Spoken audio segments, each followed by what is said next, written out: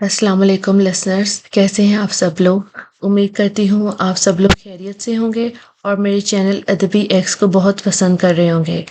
اپنی رائے کا اظہار ضرور دیا کریں، لائک، کمنٹ اور شیئر کر کے۔ سبسکرائب کر کے بیل آئیکن کو پریس کر لیں جس سے میرے آنے والی ہر نئی ویڈیو آپ کو سب سے پہلے مل سکے۔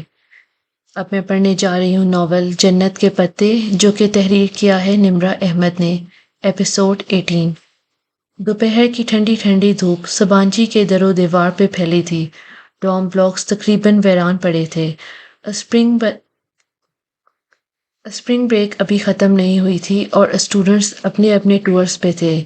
اسے کسی کو اطلاع دینے کا ہوش ہی نہیں تھا، مگر پاکستان سے روانگی والے دن جانے حالے کو کس نے بتایا، اور پھر سب کے فون آنے لگے۔ موتسم، حسین، ٹالی، سارہ، لطیف، انجم باجی سب اسے برابر فون کرتے رہے تھے، مگر وہ سب یقیناً ابھی واپس نہیں آئے تھے۔ وہ اپنے ڈوم بلاکس کا گول چکر کھاتی سیڑھیاں چڑھنے لگی۔ جب وہ سبانجی آئی تھی تو ان زینوں پہ برف جمی ہوئی تھی، اب وہ برف باہر لے گئی تھی۔ اس نے گردن اوپر اٹھا کر بالکونی کے بلب کو دیکھا اور پھر اداسی سے مسکرا دی۔ کتنا ڈر گئے تھے وہ اپنے پہلے دن جب یہ بلب خود بخود جل اٹھا تھا کہ پتہ نہیں یہاں کون سے جن بھوت ہیں۔ نکلے ہم وہی پاکستان کے پنڈو، حالے کہ یہ بتانے پر کہ یہ ٹیکنالوجی کا کرشمہ ڈی جے اس کے جانے کے بعد کتنی یہ دیر افسوس کرتی رہی تھی۔ اس نے ڈوم کا لاک کھولا۔ کمرہ سنسان پڑا تھا۔ صاف ستھرا بنے ہوئے بستر، میز پہ ترتیب سے رکھی چیزیں۔ ڈی جے کے بنک کی میز البتہ خالی تھی۔ اس کی ساری چیزیں حیا نے اس کے بھائی کو پیک کر کے دے دی تھی۔ وہ کھڑکی میں آ کھڑی ہوئی اور سلائیڈ کھولی۔ گڈ اس نے کہنا چاہا، مگر آواز گلے میں اٹک گئی۔ آنسوں نے اس کا گلا بند کر دیا تھا۔ دور کہیں کسی بلاک سے ڈی جے کو جواب دینے والے لڑکے نے اتنے دن کی غیر حاضری پہ کچھ تو سوچا ہوگا، مگر شاید وہ خود بھی اسپرنگ بریک پہ ہو۔ اب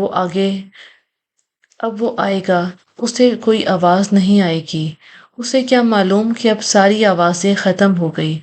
گڈ مارننگ ڈی جے، اس نے کھڑکی میں کھڑے بھیگی بے حد مدھم آواز سے ڈی جے کو پکارا۔ آنسوں اس کی پلکوں سے ٹوٹ کر چہرے پر لڑک رہے تھے۔ جواب نہیں آیا، جو اب کبھی نہیں آنا تھا۔ وہ پلٹ کر اپنے بنک کی طرف آئی اور شانے سے پرس اتار کر اپنی میز پہ رکھا۔ پھر زپ کھول کر اندر سے لکڑی کا وہ چھوٹا سا ڈبہ نکالا۔ اس کا جواب ابھی اسے ڈھونڈنا تھا۔ او حیا، تم کب آئی؟ آواز پہ وہ چونک کر پلٹی۔ کھلے دروازے میں معتصم کھڑا تھا۔ وہ راہداری سے گزرتے ہوئے اسے دیکھ کر حیرت سے رکا۔ آج ہی آئی ہوں، تم سب واپس آ گئے؟ اسے یک گونا گو کمانیت کا احساس ہوا۔ وہ ڈبہ ہاتھ میں لیے اس کی طرف آ گئی۔ نہیں، وہ سب تو ابھی کونیا میں ہے، مجھے ذرا کام تھا اس لیے آیا تھا۔ وہ دانستہ لمحہ بھر کو رکا۔ مجھے ابھی تک یقین نہیں آ رہا کہ خدیجہ اتنا اچانک کیسے ہوا۔ اللہ کی مرضی تھی معتصم، ڈاکٹر کہہ رہا تھا کہ بیرونی اینوریزم اللہ کی مرضی تھی معتصم، ڈاکٹر کہہ رہا تھا کہ بیری اینوریزم پھٹے تو ایسا ہی ہوتا ہے۔ اچانک سے انسان کولیپس کرتا ہے اور اچانک مر جاتا ہے۔ بہت کم لوگوں کو چند روز قبل سر درد شروع ہوتا ہے۔ بی جے کو بھی ہوا تھا، مگر اس نے مائیگرین سمجھ کر نظر انداز کیے رکھا، اور پھر سب ختم ہو گیا۔ دوستوں کو کھونا بہت تکلیف دہ ہوتا ہے، میں سمجھ سکتا ہوں۔ وہ دونوں اسی طرح چوکھٹ پہ کھڑے تھے۔ میں تو تب سے یہی سوچ رہی ہوں معتصم، کہ کیا زندگی اتنی غیر یقینی چیز ہے؟ ایک لمحے پہلے وہ میرے ساتھ تھی اور اگلے لمحے وہ نہیں تھی۔ موم بتی کے شعلوں کی طرح بے ثبات زندگی، جو ذرا سی پھونک سے بجھ جائے، لمحے بھر کا کھیل۔ یہی اللہ تعالیٰ کا ڈیزائن ہے حیا، اور ہمیں اسے قبول کرنا پڑے گا۔ یہ کیا کوئی پزل باکس ہے؟ وہ اس کے ہاتھ میں پکڑے ڈبے کو دیکھ کر ذرا سا چونکا۔ اس نے ناسمجھی سے ڈبہ اس کی طرف بڑھایا۔ چائنیز پزل باکس، تم نے یہ کہاں سے لیا؟ وہ ڈبہ الٹ پلٹ کر دیکھنے لگا۔ کسی نے دیا ہے مگر میں اسے کھول نہیں پا رہی، کیا تم اسے کھول سکتے ہو؟ اس نے پر امید نگاہوں سے مجسم کو دیکھا۔ میں دیکھتا ہوں، ٹھہرو۔ وہ اس کے اوپر نیچے سے جائزہ لے رہا تھا۔ یہ قدیم چائنیز باکس کی طرز پہ بنایا گیا ہے۔ اس کے اوپر عموماً کوئی پزل بنا ہوتا ہے جس کو سالو کرنے سے یہ کھلتا ہے، یا پھر کوئی 5 حرفی الفاظ لگانے سے۔ 1 منٹ، اسے جیسے اچنبھا ہوا۔ 5 نہیں، یہ تو 6 حروف ہیں۔ اس طرح کی چیزیں یہ ہمیشہ 5 حروف ہوتے ہیں، مگر شاید اس کا جواب کوئی خاص لفظ ہو جس پہ 6 حروف ہی پورے آتے ہوں۔ مگر اب یہ کھلے گا کیسے؟ وہ بے چینی سے بولی۔ یہ تو جس نے دیا ہے اس کو ہی۔ وہ رکا اور اوپری لکھی سطر پڑھنے لگا۔ ایک ہی دریا میں کوئی شخص 2 دفعہ نہیں اتر سکتا۔ حیا، تمہارا واسطہ کسی سائیکو سے پڑ گیا ہے۔ یہ ایک پہیلی ہے اور اسے حل کرنا ہوگا۔ اور اس نے کہا تھا کہ اسے صرف میں ہی حل کر سکتی ہوں، اور اگر اسے توڑا تو یہ میرے کسی کام کا نہیں رہے گا۔ یعنی وہ چاہتا ہے کہ تم دماغ استعمال کرو۔ ویسے یہ وہ اس سطر پہ انگلی پھیرتے ہوئے کچھ سوچ رہا تھا۔ یہ فکرہ مجھے کچھ سنا سنا لگ رہا ہے۔ شاید وہ جیسے یاد کرنے لگا۔ اس دن جب ہم جیو انفارمیشن کی کلاس میں لکھ لکھ کر باتیں کر رہے تھے، تب شاید پروفیسر نے یہ بولا تھا۔ نہیں، مجھے تو ایسا کچھ یاد نہیں۔ پتہ نہیں، اس نے نفی میں سر ہلایا۔ انسان کی یادداشت چیزوں کو بہت ریلیٹ کرتی ہے۔ ہمیں ایک چیز کو دیکھ کر اس سے متعلقہ چیز یاد آ جاتی ہے۔ مجھے بھی اس کو دیکھ کر وہی کلاس یاد آ گئی۔ خیر، جو بھی ہے تم فکر نہ کرو، ہم اس کا کوئی نہ کوئی حل نکال ہی لیں گے۔ ابھی تو میں کام سے جا رہا ہوں، دیر سے آؤں گا۔ تم دروازہ اچھی طرح لاک کر دینا۔ آج کل ڈوم بلاک تقریباً خالی ہے، ٹھیک ہے؟ اس کے یوں خیال کرنے پر وہ زیر لب مسکرا دی۔ وہ چلا گیا تو اس نے واقعی کمرہ اچھی طرح لاک کر لیا۔ سبانجی اتنی ویران تھی کہ اسے انجانا سا خوف محسوس ہو رہا تھا۔ ٹاکسم سے یہاں آنے تک اسے مسلسل محسوس ہوتا رہا کہ کوئی اسے دیکھ رہا ہے، کوئی اس کے پیچھے ہے۔ حالانکہ پیچھے مڑ کر دیکھنے پہ اسے سب کچھ معمول کے مطابق ہی نظر آ رہا تھا، مگر کچھ تھا جو اسے بے چین کیے ہوئے تھے۔ رات بہت دیر تک لیٹے لیٹے وہ پزل باکس کو دونوں ہاتھوں میں پکڑے انگوٹھے سے حروف تہجی کی سلائڈ اوپر نیچے کرتی رہی۔ اس نے حروف کے کئی جوڑ بنائے مگر وہ مکفل رہا۔ اسے نیند نے کب گھیرا اسے علم نہیں ہوا۔ پزل باکس اس کے گرد ایک طرف لڑک گیا۔ وہ اب بھی ویسا ہی تھا، سرد، جامد اور مکفل۔ صبح وہ دیر سے اٹھی۔ ناشتہ کر کے رات والے شکن آلود لباس پہ ڈھیلا سا سویٹر پہنے بالوں کو جوڑے میں باندھتی وہ نیچے آ گئی۔ اس کا رخ یونیورسٹی میں فوٹو کاپیر کی طرف تھا۔ وہاں سے اس نے کچھ نوٹس کئی روز پہلے فوٹو اسٹیٹ کروائے تھے اور انہیں اٹھانے کا موقع ہی نہیں مل سکا تھا۔ صبح کی چمکیلی ٹھنڈی ہوا سبانجی کے سبزہ زار پہ بہہ رہی تھی۔ وہ فوٹو کاپیر کے پاس آئی، اپنے نوٹس اٹھائے، سبانجی کے کارڈ سے ادائیگی کی اور پھر واپس جانے کے لیے پلٹی ہی تھی کہ اسے ایک میز پہ رکھا لاوارث سا رجسٹر نظر آیا۔ رجسٹر جانا پہچانا تھا۔ اس نے پہلا صفحہ پلٹا اور اس پہ بڑا بڑا ڈی جے لکھا تھا۔ اوہ ڈی جے! ایک اداس مسکراہٹ اس کے لبوں کو چھو گئی۔ ڈی جے کا نسیان! وہ ہمیشہ اپنا رجسٹر فوٹو کاپیر پہ چھوڑ جایا کرتی تھی۔ اس نے رجسٹر اٹھا لیا۔ وہ اب اس کا تھا۔ باقی چیزیں تو وہ ڈی جے کی فیملی کو دے چکی تھی، مگر اس کی ایک یادگار سنبھالنے کا حق تو اسے بھی تھا۔ وہ باہر آ گئی اور گھاس پہ بیٹھ کر ڈی جے کے رجسٹر کے صفحے پلٹنے لگی۔ وہ اس کا رف رجسٹر تھا جسے وہ زیادہ تر لکھ لکھ کر باتیں کرنے کے لیے استعمال کرتی تھی، اور ایسی باتیں عموماً وہ آخری صفحے پر ہی کیا کرتی تھی۔ اس نے آخری صفحہ پلٹا تو دھیرے سے مسکرا دی۔ اس روز جیو انفارمیشن سسٹم کی کلاس میں ان کی اور فلسطینیوں کی اسپرنگ بریک کی پلاننگ اس پہ لکھی تھی۔ وہ بہت محبت سے ڈی جے کے لکھے الفاظ پہ انگلی پھیرتی انہیں پڑھ رہی تھی جب ایک دم وہ رک گئی۔ رجسٹر کے اس آخری صفحے کے اوپر بڑا بڑا کر کے ڈی جے کی لکھائی میں لکھا تھا، "Into the same river no man can enter twice. Heraclitus." 535 to 475 BC। ایک ہی دریا میں کوئی شخص دو بار نہیں اتر سکتا۔ وہ بالکل شل سی سانس روکے تحیر سے اس سطر کو دیکھ رہی تھی۔ کیا یہ پزل باکس اسے ڈی جے نے بھیجا تھا؟ جب تک آپ اسے کھول پائیں گی وہ شاید اس دنیا میں نہ رہے۔ وہ رجسٹر لیے ایک دم سے اٹھ کر ڈوم کی طرف بھاگی۔ اسے معتصم کو ڈھونڈنا تھا۔ ہیراکلیٹس یونانی فلسفی یاد آ گیا۔ معتصم نے وہ سطر پڑھتے ہوئے بے اختیار ماتھے کو چھوا۔ یہ ہیراکلیٹس کا ایک قول ہے، جیسے تم اس کے دوسرے قول سن جیسے تم نے اس کے دوسرے اقوال سنے ہوں گے۔ مثلاً وہ یاد کر کے بتانے لگا، کتے اسی پر بھونکتے ہیں جسے وہ نہیں جانتے ہو، یا انسان کا کردار اس کی تقدیر ہوتا ہے۔ وہ انگریزی کے چند مشہور اقوال بتا رہا تھا۔ ہاں بالکل، حیا نے اس بات میں سر ہلایا۔ اس نے اس میں سے کوئی بھی قول نہیں سن رکھا تھا۔ تو ثابت ہوا کہ ہم اس پزل کے ٹھیک راستے پہ چل نکلے ہیں، اور اس راستے پہ اس شخص نے یقیناً بریڈ کرمز گرائے ہوں گے۔ اب ہمیں ایک ایک کر کے ہینسل اور گریٹل کے ان بریڈ کرمز کو چننا ہے۔ دور بیٹھی لائبریرین نے کتاب سے سر اٹھا کر اینک کے پیچھے سے ان کو ناگواری سے ٹوکا۔ وہ دونوں اس وقت لائبریری میں آمنے سامنے بیٹھے تھے۔ سوری میم، حیا نے گردن موڑ کر ایک معذرت خواہانہ مسکراہٹ ان کی طرف اچھالی اور واپس پلٹی۔ اچھا اب کیا کرنا ہے؟ وہ دھیمی سرگوشی میں پوچھ رہی تھی۔ اب اس نے ہیراکلیٹس کا ایک قول ڈبے کے اوپر لکھا ہے تو یقیناً اس کے کوڈ ورڈ کا تعلق اس قول ہوگا، یا پھر شاید ہیراکلیٹس کے ذات سے۔ ٹھہرو، میں ایک منٹ آیا۔ وہ اٹھا اور چند لمحے بعد جب وہ واپس آئے تو اس نے دونوں ہاتھوں میں موٹی موٹی چند کتابیں اوپر نیچے پکڑ رکھی تھی۔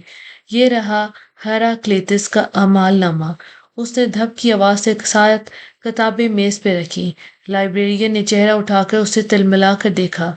سوری، وہ دونوں ہاتھ اٹھا کر کہتا واپس کرسی پہ بیٹھا۔ میں لاء کی اسٹوڈنٹ ہو کر فلسفی کی یہ اتنی وزنی کتابیں پڑھوں، یہ مجھ سے نہیں ہوگا۔ میں ہیراکلیٹس کو گوگل کر لیتی ہوں۔ لیپ ٹاپ ادھر دکھاؤ۔ اس نے ساتھ رکھے معتصم کے لیپ ٹاپ کا رخ اپنی طرف گھمایا اور کی پیڈ پہ انگلیاں رکھی۔ اف، جب اتنے ڈھیر سارے نتیجے کھلے تو وہ بیزار سی ہو گئی۔ اسے جلدی سے کوئی جواب چاہیے تھا اور بس جلدی سے وہ باکس کھولنا تھا۔ اتنے لمبے لمبے ڈاکومنٹس پڑھنے کا حوصلہ اس میں نہیں تھا۔ ادھر لاؤ، میں پڑھ کر تمہیں مین پوائنٹس بتاتا ہوں۔ اس کی کوف دیکھ کر معتصم نے لیپ ٹاپ اپنی طرف گھمایا اور پھر اسکرین پہ نگاہیں دوڑاتے ہوئے پڑھنے لگا۔ اچھا، ہیراکلیٹس کا تعلق ایشیا مائنر سے تھا۔ خاصا بدمزاج فلاسفر تھا۔ اپنے علاقے میں چیف پریسٹ بھی رہا ہے اور بہت خاندانی بھی تھا۔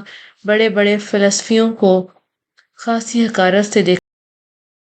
اس کے خیال میں ہومر کو بھرے چوک میں لے جا کر ڈرے مارنے چاہیے، اور ہیسوئڈ اتنا جاہل ہے کہ اسے دن اور رات کا فرق نہیں پتا۔ ہیراکلیٹس کے مشہور اقوال یہ ہیں: گدھے سونے پہ گھاس تو ترجیح دیتے ہیں، کتے ہر شخص پہ بھونکتے ہیں جسے وہ نہیں جانتے، اور بس کر دو معتصم ورنہ میں پاگل ہو جاؤں گی۔ اس نے جھنجھلا کر لیپ ٹاپ کی اسکرین ہاتھ سے دبا کر فولڈ کر دی۔ معتصم ہنس دیا اور پھر اپنا موبائل نکالا۔ لطیف رات کو آ گیا تھا۔ اس کا ایک سائیڈ کورس فلسفی ہے، اس کو بلاتا ہوں۔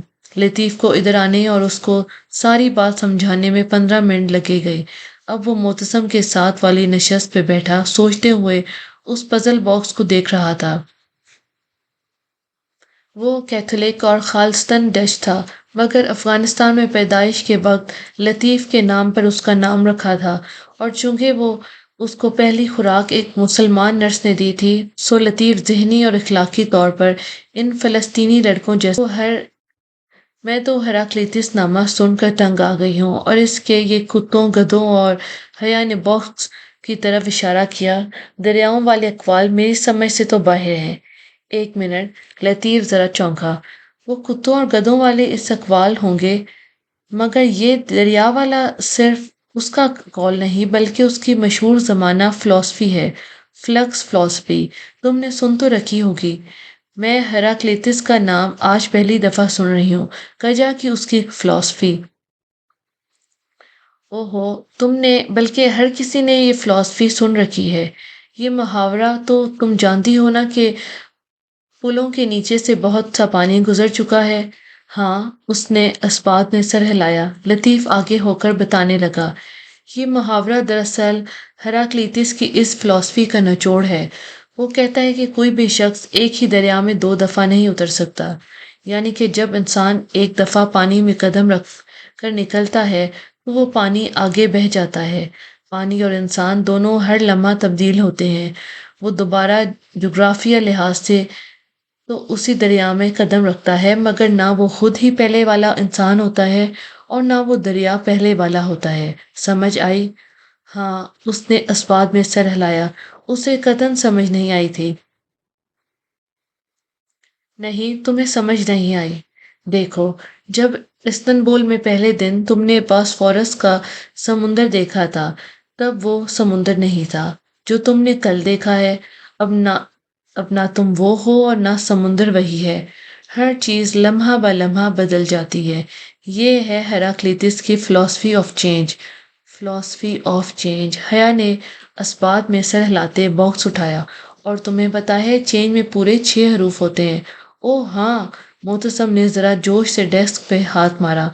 ادھر ادھر ٹیبلز پہ پڑھتے چند طلباء نے سر اٹھا کر دیکھا۔ Last time exchange students, librarian نے کڑی نگاہوں سے اسے دیکھتے انگلی اٹھا کر وارننگ کی۔ معتصم نے فوراً سر جھکا دیا۔ وہ دبے دبے جوش سے حروف کی سائڈز اوپر نیچے کر رہی تھی، یہاں تک کہ اس نے پورا لفظ چینج لکھ لیا۔ اب یہ کھل جائے گا، مگر پزل باکس جامد رہا۔ اس کا مطلب ہے کہ کوڈ کچھ اور ہے، اور وہ کچھ ایسا ہے جسے صرف تم کھول سکتی ہو، کچھ ایسا جو صرف تمہیں ہی معلوم ہوگا۔ حیا، تم ہیراکلیتس کے میٹا فزکس میں تو انٹرسٹڈ نہیں ہو؟ لطیف کچھ سوچ کر کہنے لگا، فی الحال تو میں صرف ٹاکسم جانے میں انٹرسٹڈ ہوں۔ میرا خیال ہے میں تیار ہو جاؤں۔ وہ ہار مانتے ہوئے ہم نے بھی ٹاکسم جانا ہے اور ابھی گور سے نکلنے میں 1.5 گھنٹہ تو ہے۔ تم تیار ہو جاؤ تو اکٹھے چلتے ہیں۔ لکڑی کا وہ پزل باکس اس نے اپنے ڈوم کے لاکر میں رکھا، پھر اپنے کپڑے کھنگالنے لگی۔ جس افراتفری میں گئی تھی، یہ یاد کہاں تھا کہ لانڈری کو کپڑے نہیں دیے۔ اس وقت وہ ایک واحد استری شدہ جوڑا ہینگر پہ لٹکا تھا۔ وہ اس کا سیاہ فراک تھا جس کی اوپری پٹی سنہری سکوں سے بھری تھی، وہی جو وہ جہان کے استقلال اسٹریٹ میں دیے جانے والے ڈنر پہ پہن کر گئی تھی۔ فی الحال وہ پھپھو سے پہلے اپنی ان میزبان آنٹی کے گھر جا رہی تھی جنہوں نے پہلے روز ان کا کھانا کیا تھا۔ چونکہ وہ ایک طرح سے ڈی جے کے لیے ہی جا رہی تھی، سو یہ کام والا فراک مناسب نہ تھا، لیکن وہ اوپر سیاہ کوٹ پہن لے گئی تو کام چھپ جائے گا، اور نیچے سے تو فراک سادہ ہی تھا۔ اس نے لباس بدل کر کیچر میں باندھے، پھر اپنے سنہری کلچ میں پاکستانی سلم سا موبائل ڈالا۔ کلچ چھوٹا سا تھا، اس میں ترک بھدا فون پورا نہیں آتا تھا، سو اس نے ترک فون کوٹ کی جیب میں رکھ دیا اور کلچ کی زنجیر کو ایک کندھے سے گزار کر دوسرے پہلو میں ڈال کر بڑی پن کے ساتھ فراک کی بیلٹ سے نتھی کر دیا۔ سنہری سکوں کے کام میں سنہری ستاروں والا پرس بالکل چھپ سا گیا تھا۔ کم از کم اب کوئی اس کا پرس چھین تو نہیں سکتا تھا۔ مسز عبداللہ کا پتہ اس کے پاس تھا، حالے سے ان کا نمبر لیے کر ان کو فون بھی کر دیا تھا۔ جب وہ ترکی آئی تھی، ان کے گھر پلٹ کر نہیں گئی، اب اسے لازمی جانا تھا۔ بورسل میں وہ درمیانی راستے والی نشست پہ بیٹھی تھی۔ راستے کی اس طرف معتصم اور اس کے ساتھ لطیف بیٹھا تھا۔ حیا کے بائیں طرف کھڑکی کے ساتھ والی نشست پہ ایک ترک لڑکی موجود تھی۔ تمہارا فلوٹیلا فلسطین کب پہنچے گا معتصم؟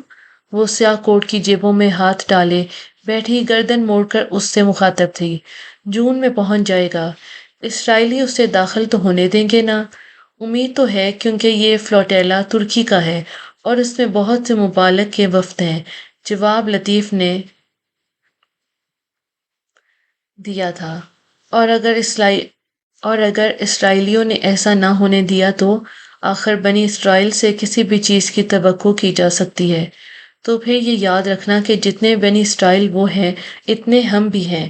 وہ سامنے دیکھو، وہ اسرائیلی ایمبیسی ہے۔ معتصم کے اشارے پہ ان دونوں نے گردن اونچی کر کے ونڈ اسکرین کے پار دیکھا، جہاں ایک جھنڈے والی عمارت دکھائی دے رہی تھی۔ اگر فلوٹیلا غزہ نہ پہنچا تو میں وعدہ کرتا ہوں کہ یہ ایمبیسی استنبول میں دوبارہ نظر نہیں آئے گی۔ میں تمہارے ساتھ ہوں، لطیف نے اس کے شانے پہ ہاتھ رن کہا۔ حیا نے فوراً کہا، می 3۔ ساتھ ترک لڑکی نے فوراً انگلی اوپر کی، وہ رہے گا نہیں؟ ویسے معتصم، ٹالی کو اغوا کرنا زیادہ مناسب رہے گا نہیں؟ لطیف کی بات پر سب ہنس پڑے تھے۔ اسے یاد تھا ڈی جے کو ان کی ٹالی سے دوستی کتنی بری لگتی تھی۔ ٹاکسم اسکوائر پہ مغرب اتر رہی تھی اور ہر طرف اندھیرا سا چھا رہا تھا۔ اسکوائر کی بتیاں ایک ایک کر کے جلنے لگی تھی۔ تم نے جدھر جانا ہے ہم تمہیں چھوڑ دیتے ہیں، اکیلی مت جاؤ۔ وہ دونوں بس سے اتر کر اس کے لیے کھڑے تھے۔ ترکوں کے ساتھ رہ کر تم بھی ترک بن گئے ہو۔ اتنی پرخلوص ترکوں سے راستہ پوچھو تو منزل تک پہنچا کر آتے ہیں۔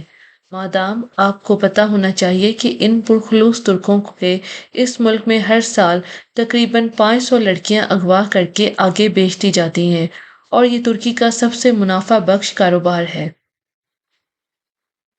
اچھا، اب ڈراؤ تو مت، مجھے تھوڑی دور ہی جانا ہے۔ وہ تینوں سڑک کے کنارے ساتھ ساتھ ہی چلنے لگے تھے۔ تم اپنی آنٹی کے گھر جا رہی ہو؟ ہاں، مگر مجھے اپنی ہوسٹ آنٹی کے گھر بھی جانا ہے۔ کچھ دن بعد جب میں واپس آؤں گی تو اس پزل باکس کا حل ڈھونڈیں گے۔ وہ تینوں باتیں کرتے ہوئے ٹھنڈی ہوا میں ساتھ ساتھ چل رہے تھے۔ مجسمہ آزادی ان کے پیچھے رہ گیا تھا۔ لاؤنج میں مرحوم مسز عبداللہ اور ان کی سرخ بالوں والی بیٹی مہر مغموم سی سامنے صوفوں پہ بیٹھی تھی۔ حیا کے صوفے سے ذرا دور کارپیٹ پہ مہر کی بیٹی عروا کشن کا سہارا لیے نیم دراز ریموٹ پکڑے ٹی وی پہ کارٹون دیکھ رہی تھی۔ آپ کو پتہ ہے، ہم دونوں ہر ہفتے آپ کی طرف چکر لگانے کا پلان بناتے تھے، مگر ہر دفعہ کچھ نہ کچھ روک لیتا، اور اب اس نے تعصب سے سر جھٹکا۔ تم مجھے اسی روز بتا دیتی تو کم از کم میں اسے دیکھ ہی لیتی، پھر کلیئرنس میں تمہاری مدد کروا دیتی۔ تم کتنی پریشان رہی ہوگی۔ مجھے تو اپنی آنٹی کو بتانے کا بھی ہوش نہیں تھا۔ ایسا اچانک دھچکا لگا تھا کہ اس نے فکرہ دھورا چھوڑا اور سر جھکا کر انگلی کی نوک سے آنکھ کا کنارہ پونچھا۔ مہر نے بہت فکر مندی سے اسے دیکھا۔ تم بہت کمزور ہو گئی ہو پہلے سے حیا، اور تمہاری رنگ بھی کملا گئی ہے۔ بس بخار ہو گیا تھا، اور پھر سفر کی تھکان۔ وہ اداسی سے مسکرائی، اور واقعی بہت پسمردہ اور تھکی تھکی سی لگ رہی تھی۔ میں ذرا کھانے کا کچھ کر لوں؟ مسز عبداللہ اٹھی تو وہ بے اختیار کہہ اٹھی، کھانا پھوپھو کی طرف ہے، میں بس چائے پیوں گی۔ پھر مجھے صرف 10 منٹ دو، وہ عجلت سے کہتی کچن کی جانب بڑھ گئی۔ مہر بھی اس کے پیچھے جانے کے لیے اٹھی، پھر عروا کو دیکھا۔ عروا، تم حیا کو کمپنی دو، اور فار گاڈ سیک عروا، جب کوئی مہمان آتا ہے تو ٹی وی نہیں دیکھتے۔ اس نے جاتے جاتے خفکی سے بچی کو گھورا۔ عروا گڑبڑا کر سیدھی ہوئی اور مڑ کر حیا کو دیکھا، پھر سادگی سے مسکرائی، سوری، کوئی بات نہیں، تم بے شک کارٹون دیکھ لو، میں بور نہیں ہوں گی۔ اسے کارٹون ذرا شناسا لگے تو آنکھیں سکیڑ کر اسکرین کو دیکھنے لگی۔ کیپٹن پلانٹ، آپ نے دیکھے ہیں کبھی؟ عروا دبے دبے جوش سے بتاتی سیدھی ہو کر بیٹھی۔ ارے یہ کیپٹن پلانٹ ہے، میرے فیورٹ، وہ ایک دم خوشی سے کہتی صوفے کی نشست پہ آگے ہو کر ہو گئی۔ مجھے یہ بہت پسند ہے، اور لنڈا تو بہت ہی زیادہ۔ عروا، میری تو جان تھی کیپٹن پلانٹ میں بچپن سے ہی ان کو بہت جنونی فین ہوتی تھی۔ جب یہ سارے پلانٹس اپنی اپنی انگوٹھیاں فضا میں بلند کر کے فائر، ارتھ، ونڈ، واٹر چلاتے تھے تو میرے اندر اتنی انرجی بھر جاتی کہ مجھے لگتا میں ابھی اڑنے لگوں گی۔ وہ چھوٹے بچوں سے کبھی بھی اتنی بے تکلف نہیں ہو پاتی تھی، مگر یہاں معاملہ کیپٹن پلانٹ کا تھا۔ پھر میرے ابا نے مجھے سمجھایا کہ آگ، مٹی، ہوا اور پانی ہمارے اس سیارے کو بنانے والے 4 ایلیمنٹس ہیں۔ تب پہلے دفعہ مجھے ان 4 یونانی عناصر کا پتہ چلا تھا۔ ہاں مجھے پتہ ہے، ماما نے بتایا تھا کہ یہ یونانی عناصر ہیں۔ مجھے بھی تب ہی ابا نے بتایا تھا کہ کس طرح یونانی فلسفیوں نے یہ چار عناصر باری باری پیش۔ وہ کہتے کہتے ایک دم رکی۔ لمحے بھر کو اس کے اندر باہر بالکل سناٹا چھا گیا۔ یونانی عناصر، اس نے بے یقینی سے زیر لب دہرایا۔ اسے یاد تھا یہ عناصر یونانی فلسفیوں نے پیش کیے تھے۔ کسی نے کہا دنیا پانی سے بنی ہے، کسی نے کہا ہوا سے، اور وہ عنصر اس فلسفی کی پہچان بن گئے۔ اور وہ عنصر اس فلسفی کی پہچان بن گئے۔ ہراکلیتس کا عنصر کون سا تھا؟ وہ خود سے پوچھتی جیسے چونک اٹھی۔ عروا منتظر نگاہوں سے اسے دیکھ رہی تھی۔ عروا، مجھے نیٹ چاہیے، ابھی اسی وقت، وہ بے چینی سے بولی تو عروا سر ہلا کر اٹھی اور صوفے پر سے ایک آئی پیڈ اٹھا کر اسے دیا۔ یہ ممی کا آئی پوڈ لے لیں۔ تھینکس۔ اس نے آئی پوڈ پکڑ کر اس کے گال تھپتھپایا اور جلدی جلدی گوگل کھولنے لگی۔ تقریباً 8 گھنٹے بعد جب وہ ان کو خدا حافظ کر کے باہر آئی تو سڑک کے کنارے چلتے ہوئے اس نے کوٹ کی جیب سے اپنا ٹورک فون نکالا اور تیزی سے حیا خیریت؟ وہ فون اٹھاتے ہی ذرا فکر مندی سے بولا تھا۔ معتصم، تمہیں پتا ہے یونانی فلسفیوں نے زمین کی تخلیق کی وضاحت کرنے کے لیے کچھ عناصر پیش کیے تھے کہ زمین ان سے مل کر بنی ہے۔ چند لمحے کی خاموشی کے بعد وہ آہستہ سے بولا، حیا، میرے خیال میں تم ذرا تھک گئی ہو، تھوڑا سا ریسٹ کر لو، اس کے بعد تم نارمل ہو جاؤ گی۔ معتصم، اس نے جھنجھلا کر زور سے کہا، میں سنجیدہ ہوں، میری بات سنو۔ ہم خواہ مخواہ اس نیم پاگل آدمی کی سوانح عمری پڑھ رہے تھے۔ ہمیں اس کی فلسفی چاہیے تھی۔ اس دور کے ہر فلسفی نے اپنا ایک عنصر پیش کیا تھا اور اس کے خیال میں زمین کی ہر چیز اس عنصر سے بنی تھی۔ کسی نے کہا وہ پانی ہے، کسی نے کہا ہوا، اور یوں ان چاروں بلکہ پانچوں عناصر کی فہرست مرتب ہوئی تھی۔ ہراکلیتس کا عنصر آگ تھا اور یہی اس کی ہاں فائر ہراکلیتس کی دائمی آگ۔ اس نے آگ کی بنیاد پہ اپنی فلسفی آف چینج پیش کی تھی۔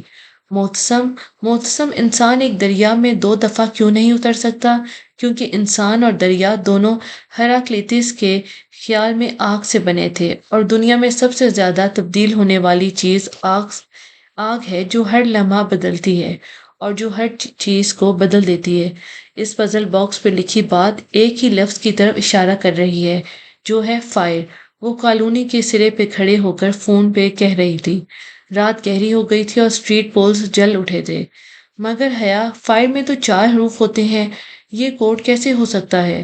یہ کوڈ ہے بھی نہیں، اس کا مطلب ہے آگ، اصلی والی آگ، ٹالی کا لائٹر، اسٹائلی آگ، یاد ہے تمہیں؟ اوہ مائے، اسے ایک لمحہ لگا تھا سمجھنے میں۔ تمہارا مطلب ہے کہ اس نے آگ کی طرف اشارہ کیا ہے کیونکہ اس خط کی طرح اس ظاہر ہوگا، جو صرف آنچ دکھانے سے ظاہر ہوگا۔ اس نے مسکرا کر کہتے ہوئے اس کی بات مکمل کی۔